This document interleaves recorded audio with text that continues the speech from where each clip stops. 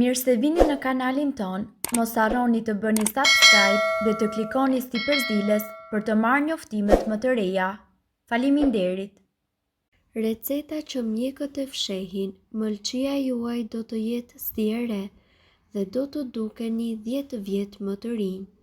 Mëlçia quhet edhe si laborator i organeve të cilat kryejnë funksione të ndryshme, tretjen e yndyrave, hedhjen jashtë të helmeve dhe shumë të tjerë. Ushqimi i dëmshëm, shprehit jo të mira, ndikojnë në punën e secilit organ në organizëm, kështu edhe në mëlçi. Ushqehuni shëndetshëm, hidheni ushqimet e dëmshme nga menuja. Ajo që ju ndihmon është ky lëng natyral i cili ofron dobi të shumta për shëndetin tuaj. Pastron gjakun, për të rinj tretjen, e forcon sistemin tuaj imun, detoksikon trupin dhe parandalon inflamacionet dhe infeksionet. Ndihmon gjithashtu kundër sëmundjeve të këqija, vepron si antioksidues, përmirëson metabolizmin, ulë nivelin e kolesterolit dhe të sheqerit në gjak dhe ndikon mirë në lëkurë. Përbërësit e nevojshëm janë 2 limon, 1 trangull, 1 grusht majdanoz, 200 ml ujë. Përgatitja dhe përdorimi.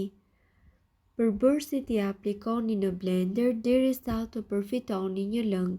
Këtë lëng duhet ta konsumoni për 1 muaj nga 1 gotë 1 apo 2 herë në ditë. Më pas bëni pauzë prej 2 javë dhe pastaj mund ta përsërisni sërish. Mëlçia është organi më i madh i trupit. Ajo e mban trupin tuaj të pastër nga toksinat dhe është e rëndësishme në tretjen e yndyrnave. Me fjalë të tjera, sipas Healthline, ajo pastron dhe ju ushqen. Mëlçia e detoksifikon gjakun duke hequr 9 produktet e rrezikshme dhe toksinat e dëmshme si për shembull alkoolin. Mëlçia përmban vitamina dhe minerale, liron energji në trupin tuaj kur ju nevojitet më shumë dhe është përgjegjëse gjithashtu për konvertimin e amoniakut në urinë. Për fat të keq, mëlçia është njëkohësisht e prirur për sëmundje si hepatiti, sëmundja e mëlçisë yndyrore dhe ato të këqija. Kur mëlçia juaj bëhet aq e dëmtuar sa që humbet aftësinë e saj për të funksionuar siç duhet, ajo përjeton cirozë, sëmundja me cila më së shpeshti është e lidhur me abuzimin afatgjat të alkoolit. Për të promovuar funksionin e shëndetshëm të mëlçisë gjatë gjithë jetës, mund të përdorni mjetet shtëpiake që në fakt pastrojnë mëlçinë dhe parandalojnë cirozën. Hudhra. Natyrisht mund të pastroni mëlçinë tuaj duke përdorur hudhër. Ajo përmban një përbërës i cili është me bazë squfuri dhe aktivizon të gjitha enzimat e mëlçisë, të cilat i largojnë toksinat nga organizmi. Hudhra gjithashtu përmban edhe alicin dhe gjithashtu selen. Të dy mbrojnë mëlçinë nga dëmtimi. Përdorni hudhër në çdo vakt që ju gatuani, në vezët dhe në kosin tuaj të mëngjesit, të pjekur me qep dhe vaj ulliri, të pjekur me mish, me perime e të tjerë. Çaji jeshil.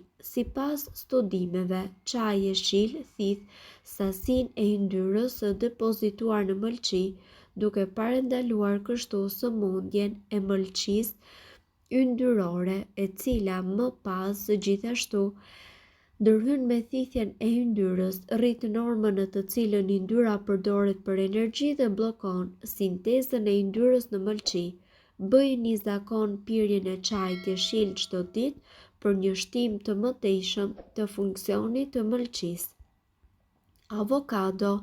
Një studim i botuar fillimisht nga shoqata amerikane kimike zbuloi se avokadot reduktojnë dëmtimin e mëlçisë, ndërsa shkencëtarët tani po punojnë për të zhvilluar një ekstrakt nga avokado që potencialisht mund të trajtojë dëmtimet e mëlçisë. Ju mund të filloni dhe të korrni të gjitha përfitimet tani duke ngrënë një avokado që sot. Banane dhe fasule.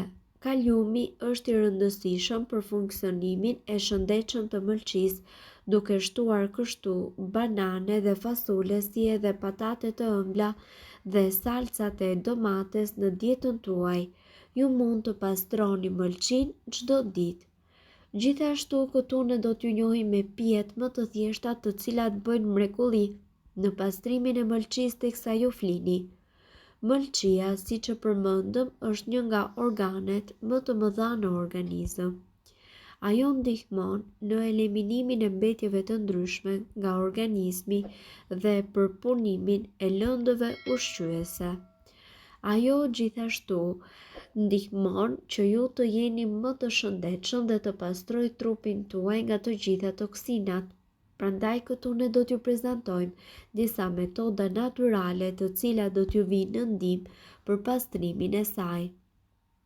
Këto pije ju ndihmojnë edhe të ndiqni yndyrat dhe depozitat tuaja dhjemore. Pijet më të mira për pastrimin e mëlçisë.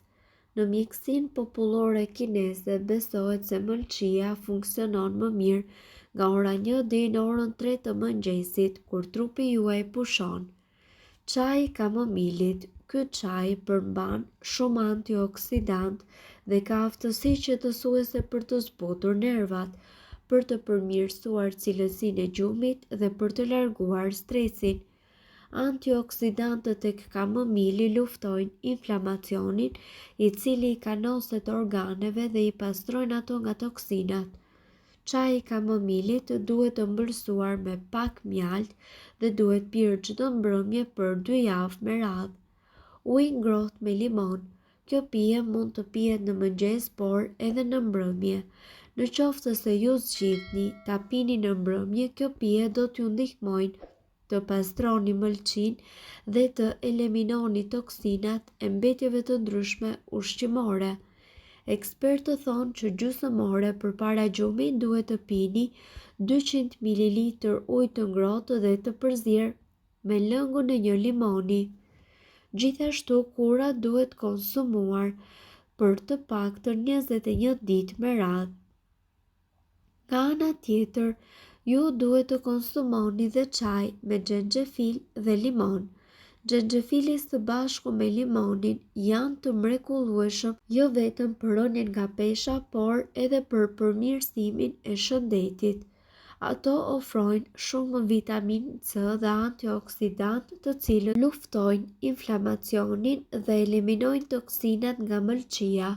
Çaji, xhenxhefili dhe limoni duhet pirë 3 herë në javë. Për këtë çaj, ju nevojiten 250 ml ujë, 1 fetë xhenxhefili dhe lëngu i 1 gjysmë limoni. Çaj i nenegjikut.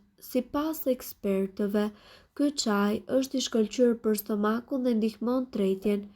Vajrat esencial të nenegjikut eliminojnë toksinat në mëlçi dhe në zorrën e trashë.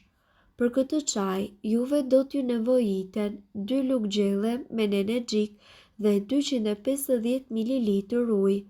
Këtë kur ju duhet që ta konsumoni sa më shpesh, jo vetëm për pastrimin e mëlçisë, por njëkohësisht edhe për qetësimin e saj.